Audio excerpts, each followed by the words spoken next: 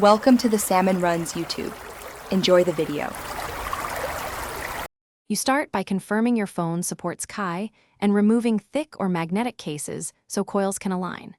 Next, locate the built-in wireless pad in your Thar Roxx center area and switch ignition to ACC so the accessory circuit is live. Plug the pad's USB-C or factory connector snugly into its socket. This powers the coil.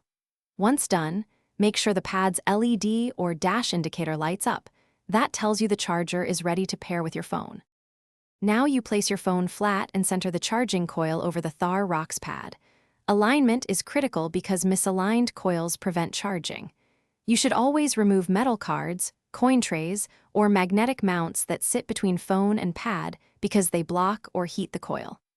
Once placed, check the phone's charging icon and the pad's LED. If charging doesn't start immediately, slide the phone a 1/4 inch or rotate it slightly until the indicator confirms power flow. Finish by confirming a steady charging icon on your phone and a stable LED on the pad. Slight warmth is normal, but extreme heat is not. If charging fails, power cycle the accessory circuit. Turn ignition off, wait 10 seconds and restart, or unplug and reseat the pad's connector to reset the module.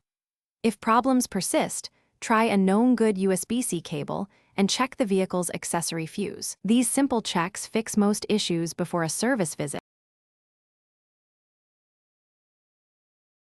Thanks for watching. Consider subscribing if we helped you.